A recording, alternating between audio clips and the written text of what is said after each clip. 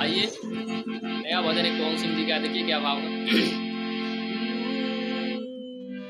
कही हकी मान करस पहिले के बतिया थोड़वे में बीतत रहे कबो दिन रतिया।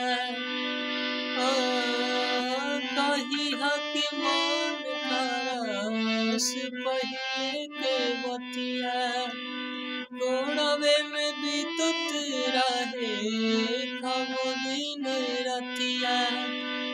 थोड़वे में बीतत रहे कबो दिन रतिया।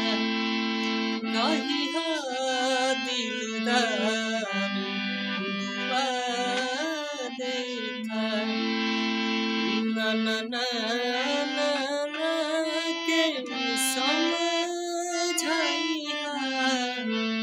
तोनी जा जाए मधुरा तू चल